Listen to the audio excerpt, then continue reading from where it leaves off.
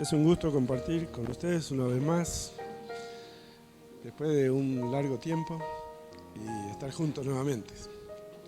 Ver caras nuevas y ver el ambiente de adoración, me siento bendecido. Quiero compartir la palabra de Dios y lo que Dios puso en mi corazón sobre la identidad del Padre. Esa iglesia Dios la puso como casa del Padre, y decía yo en mi interior, ¿qué comparto, no? Y me vino a esta palabra.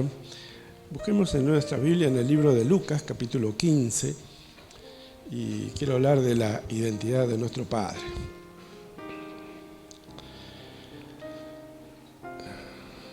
Cuando nosotros entramos en la fe y creemos y aceptamos a Dios en nuestro corazón, pasamos a ser hijos del reino, pasamos a ser hijos de nuestro Padre Celestial.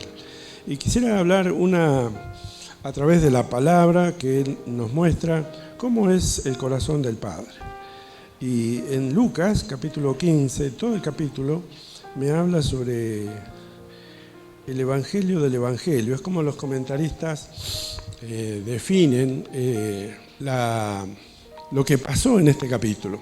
Sí, es un capítulo largo, muy conocido, pero yo voy a rescatar 3 cosas que quiero que aprendamos de nuestro Padre Celestial.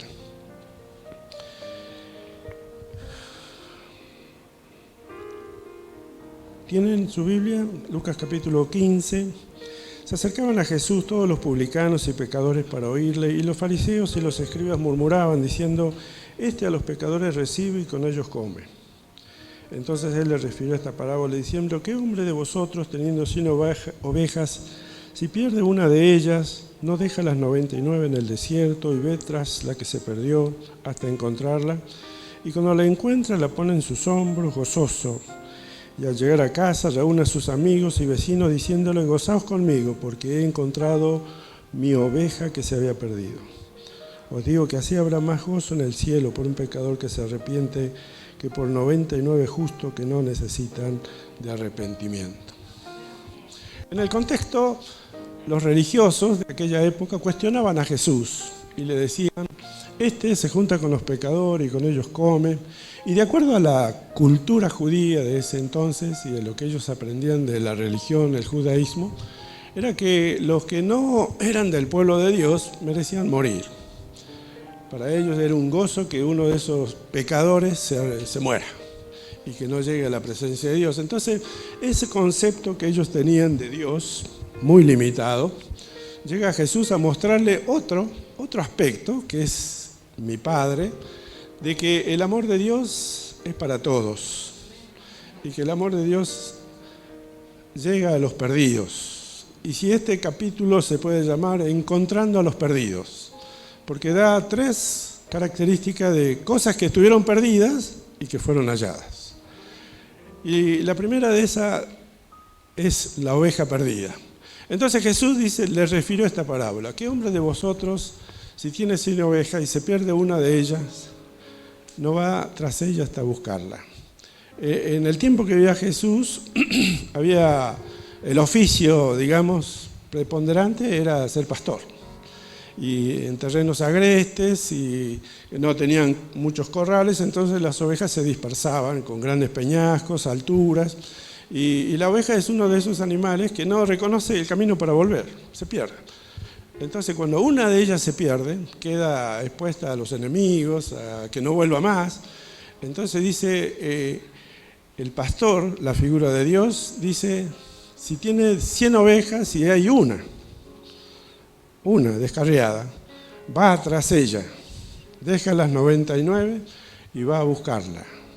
Y cuando la encuentra, la pone sobre sus hombros, gozoso, y reúne a toda la gente y le dice: Gozaos conmigo, porque he encontrado mi oveja.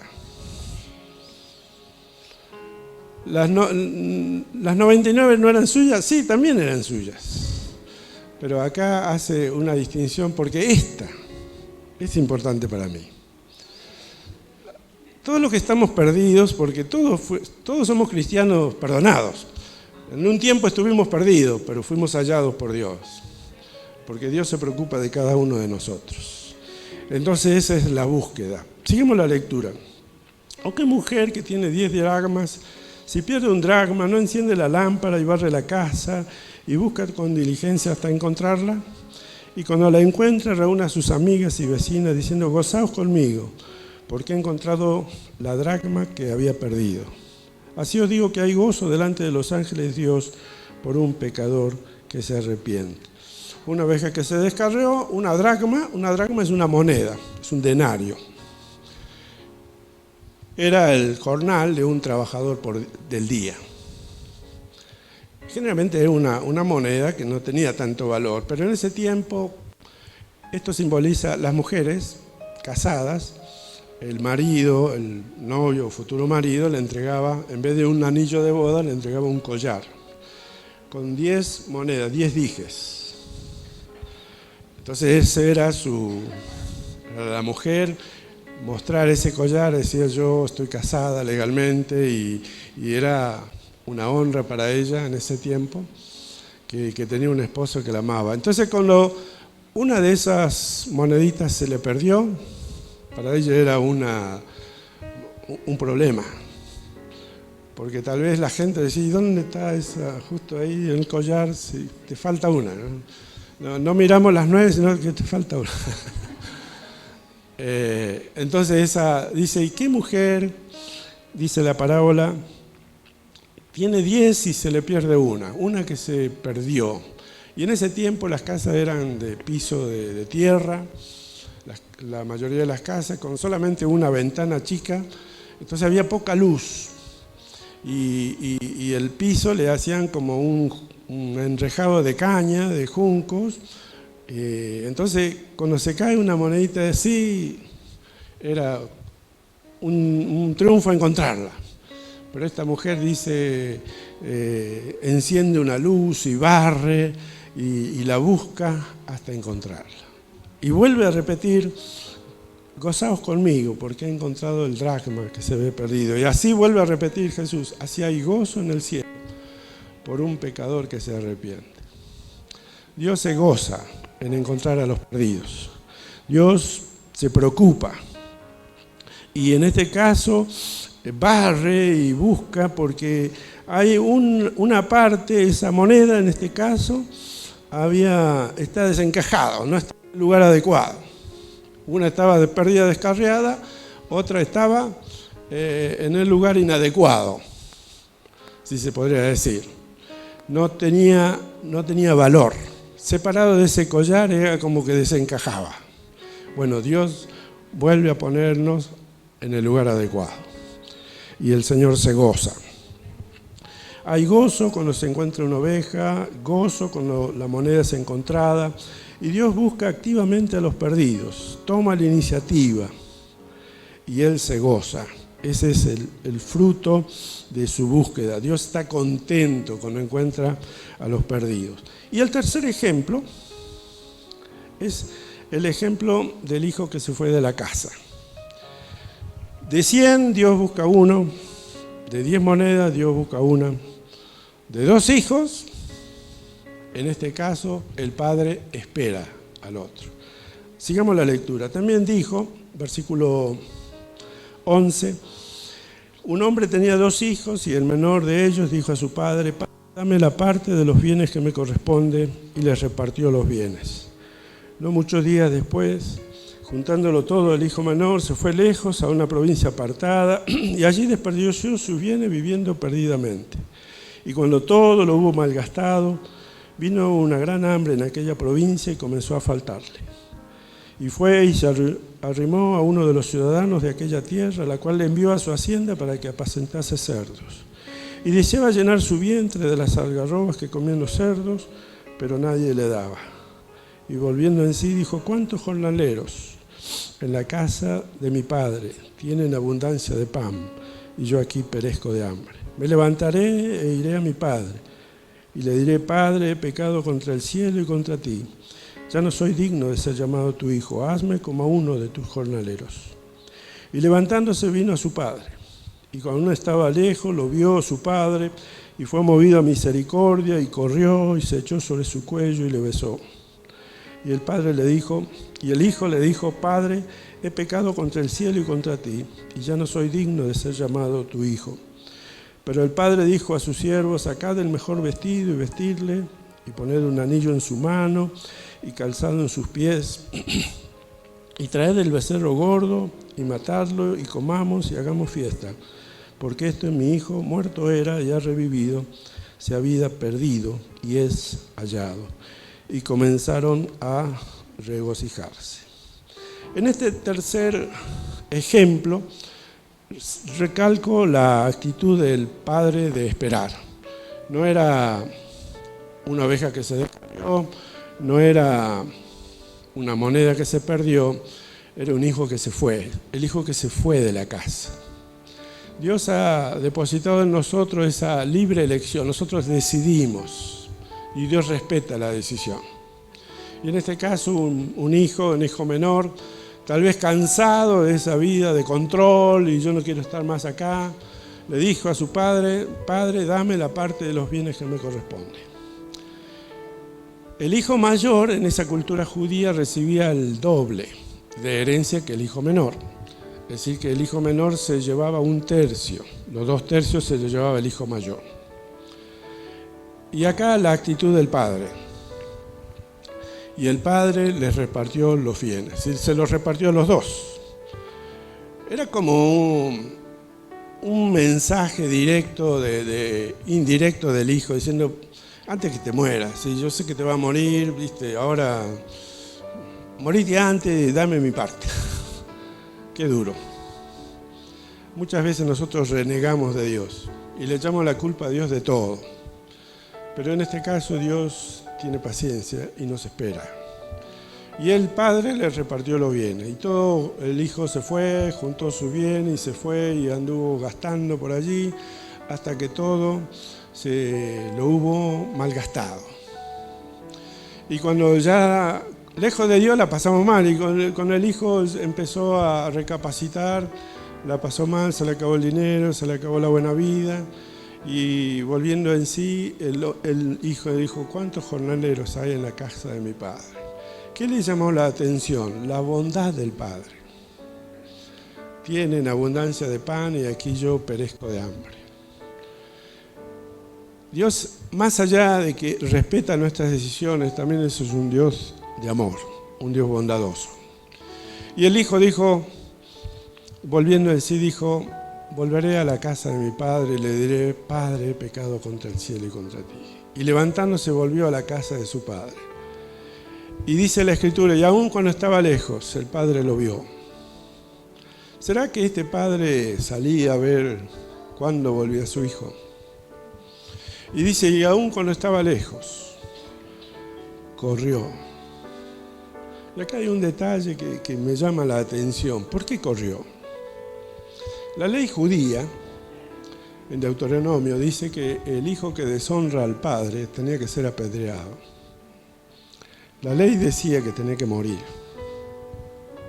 Si lo encontraba por ahí un religioso que estaba volviendo a la casa, lo iba a acusar y lo podían apedrear. Entonces ahí un poco más está el amor del padre que lo quiere cubrir y corre antes que alguien lo vea. Qué amor, ¿no? Cubre las faltas. Y dice que lo abrazó y lo besó. El hombre venía de cuidar cerdo, un olor no era tal vez el mejor, no era perfumado, pero el padre lo abrazó y lo besó y le dijo, Padre, el hijo quería disculparse, y dijo, no lo terminó de decir y dijo, traigan el mejor vestido, le pongan un anillo en su mano. Vuelve con el nivel de hijo, no como un criado, no como un esclavo, pongan un calzado en sus pies. Todo eso eleva la estima del hijo. Te he estado esperando. Ahora, todo lo que es nuestro Padre Celestial es como que Dios espera que nosotros, sus hijos, seamos con los perdidos, con aquellos que no conocen de Dios, con aquellos que están retrocedidos, porque Dios espera que vuelvan a la casa. Y muchas veces Dios, es más, Dios ahora, nosotros somos la imagen de Dios. Si nosotros somos hijos, reflejamos a Dios. y somos instrumentos para que todos se reconcilien con Dios. Dice la Biblia que Dios nos entregó a nosotros el ministerio de la reconciliación. ¿Qué quiere decir? Que Dios descargó en nosotros, sus hijos, para que nosotros seamos esos mensajeros que hablemos de un Dios de amor, que hablemos de un Dios de gracia, que los recibe y que vengan a la casa, que sean hijos. Amén. ¿Usted se siente parte de este ministerio? Amén. ¿Y cómo es que Dios pone en nosotros ese ADN? Y yo les quiero referir otro pasaje en el libro de Isaías, capítulo 51. Dice así. Isaías capítulo 51, versículo 1 y 2. Oídme los que seguís la justicia, los que buscáis a Jehová. Mirad a la piedra de donde fuisteis cortados y al hueco de la cantera de donde fuisteis arrancados. Mirad a Abraham vuestro padre y a Sara que os dio a luz, porque cuando no era más que uno solo lo llamé y lo bendije y lo multipliqué. Estas palabras del profeta Isaías están referidas al pueblo de Israel. Pero a través de cuando nosotros entramos al pueblo de Dios, a la iglesia de Dios, somos el pueblo de Dios. Y esto también se refiere a nosotros hoy. Y la exhortación dice, mirad a la piedra de donde fuisteis cortados, al hueco de la cantera de donde fuisteis arrancados. Mirad quiere decir considerad, tengan en cuenta. La cantera es el lugar donde se extraen las piedras, ¿no es cierto? Es el lugar, es una fuente de que sacan el ripio y todas esas cosas que se necesitan para la construcción. Nosotros espiritualmente, cuando nacemos en Cristo, nuestra cantera espiritual es nuestro Padre. ¿Amén? ¿Está de acuerdo? Cuando nosotros tenemos vida espiritual, entramos al reino de Dios y nosotros empezamos a tener el ADN del Padre. Dios pone ese ADN espiritual en cada uno de nosotros. Eso es lo que se le llama mi cantera espiritual. ¿De dónde viene? Del Padre.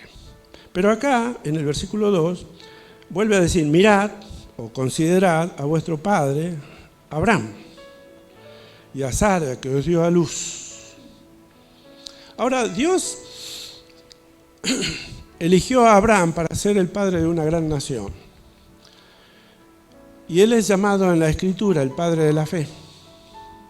Y en el libro de Romanos, ya en el tiempo de la gracia, habla que Abraham es el padre de la fe a todos los que creen en esta fe.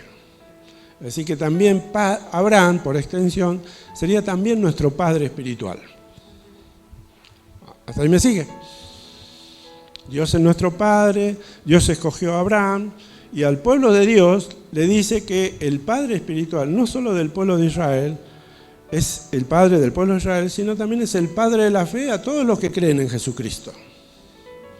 Porque Abraham ha dejado 3 enseñanzas, 3 puntos, que nos ayudan a nosotros para que nosotros podamos reflejar a nuestro Padre Celestial. Abraham es el padre de todos, dice en Romanos 4:11.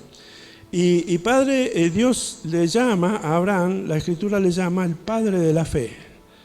¿Por qué? Porque Abraham le creyó a Dios. Tener fe es creer sin ver. Y Dios lo llamó a Abraham y le dijo, yo te haré padre de una gran nación. Y Abraham dijo, bueno, sí, pero no tengo hijos, tengo un problemita. Y Dios le dijo esa palabra y Abraham la tomó, la creyó.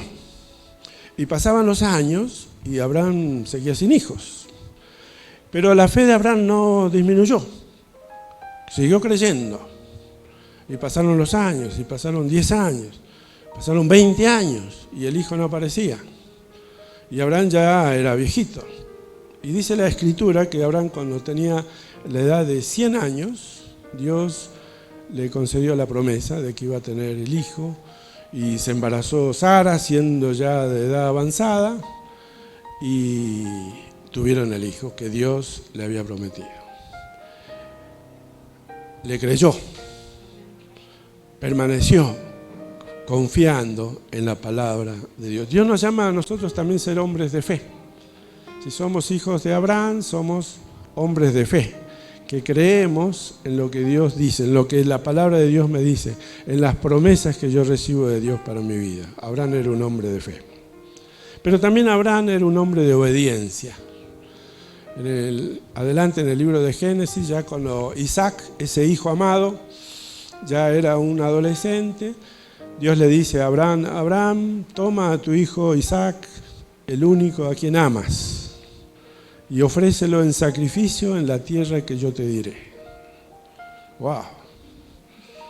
El hijo amado, el hijo de la promesa, y de pronto Dios le sale con esta cosa. ¿Cómo? Tanto año esperé y ahora Él me lo pide. Y dice la Escritura en Génesis: y al otro día Abraham tomó a su siervo y preparó su asno y se fue al monte Moría, donde Dios le había dicho, 3 días de camino. Abraham fue obediente. Aunque no lo entendía, aunque era en contra de todo lo que él pensaba, él obedeció a Dios. Y llegaron al lugar donde Dios le había dicho, y el hijo le dije: Padre, está acá, vamos a hacer el sacrificio, acá están las piedras, acá está la leña, ¿y dónde está el cordero? Me imagino lo que sentía Abraham en su interior. No sé qué le habrá contestado. Dios, la Escritura dice: Jehová proveerá. Seguía creyendo, tenía fe. Porque Abraham, en el libro de Hebreos, dice que Abraham creía que Dios le iba a levantar de la tumba a su hijo, aunque él lo matara. Fíjese qué convicción. Abraham era un hombre obediente. Y cuando él iba a levantar el cuchillo para matar a su hijo, un ángel dijo: detente, Abraham. Ya sé que eres un hombre de fe. Ya sé que confiaste. Ya sé que eres obediente. Y le renovó su promesa. Abraham era un hombre de fe, Abraham era un hombre obediente. Y la tercera característica de Abraham es que a raíz de eso Dios lo convirtió en un hombre de bendición a las naciones de la tierra. Fue padre de generaciones. Todo ese ADN, eso se le llama...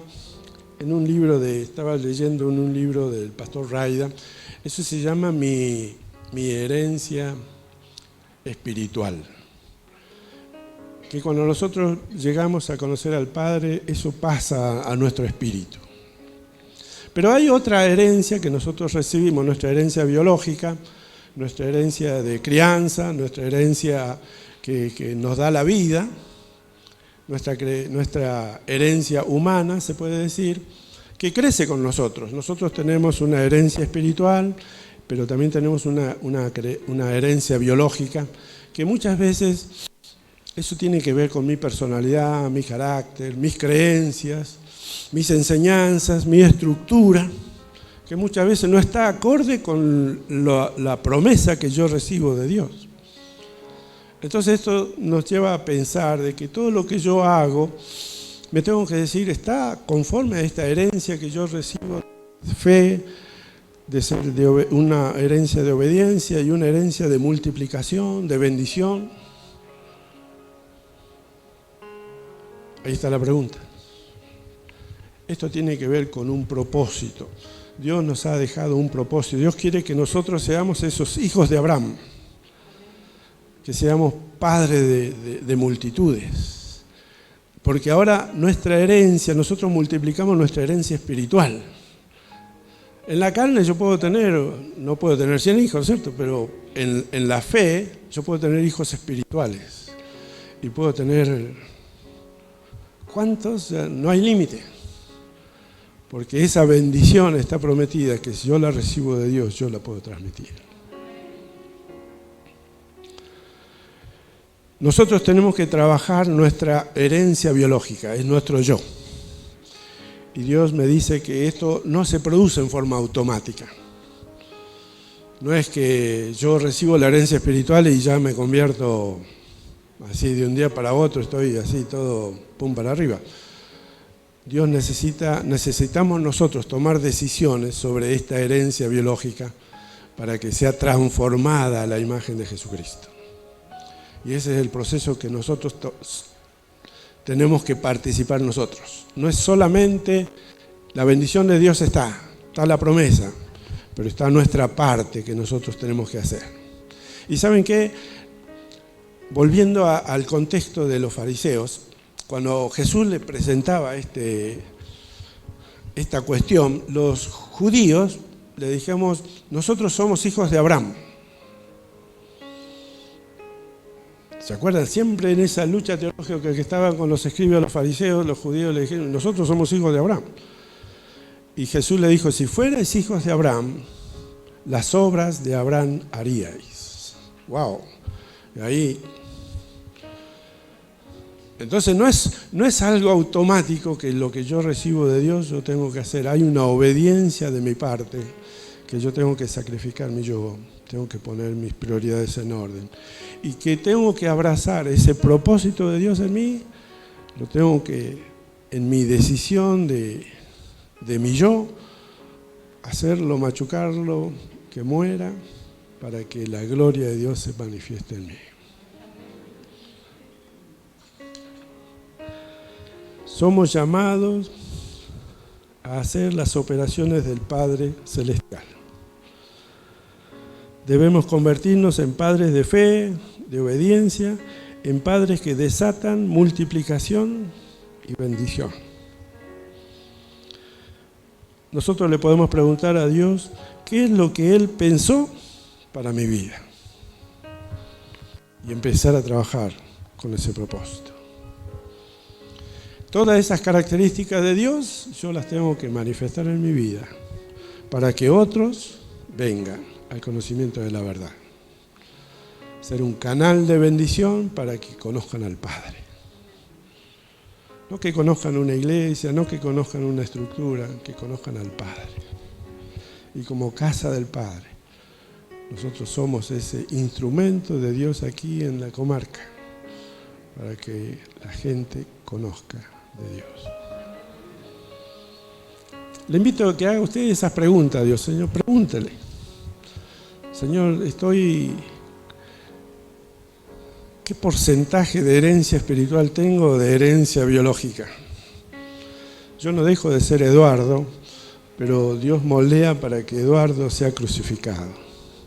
Y son decisiones. Dice, el que no lleva su cruz y me sigue cada día, no puede ser mi discípulo. Dios nos ha llamado a ser discípulos. Ahí veo en el barbijo Mateo 28, 19, ir y hacer discípulos. ¡Wow! Estamos para ser discípulos, pero tienen que ver la imagen del Padre en mí. Te invito a orar.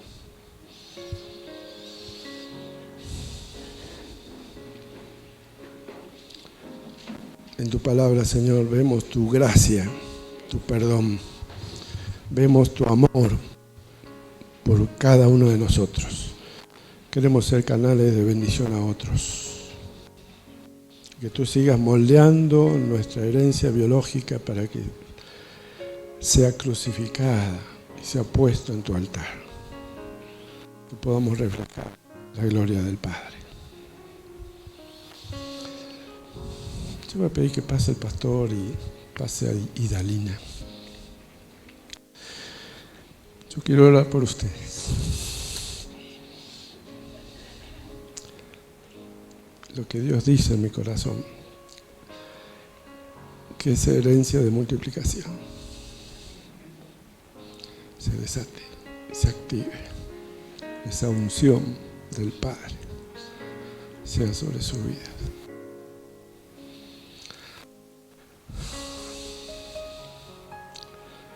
Te ruego, Señor, que esa bendición, esa unción de lo alto sea sobre los pastores.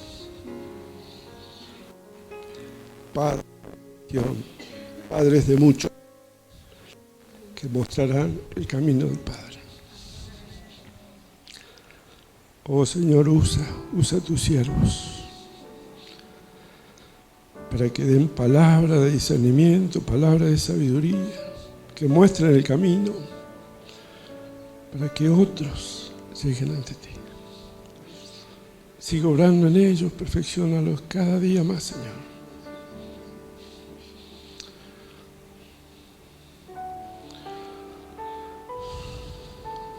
Extendemos las estacas. No reparemos los gastos. Eso es lo que dice Isaías, la palabra que Dios puso en mi corazón estos días. El Señor quiere mostrar su obra porque le interesa a los perdidos. Queremos que ellos sean alcanzados. Bendigo a los pastores, Señor. Que esa gracia sobreabundante sea sobre sus vidas. En el nombre de Jesús. Amén.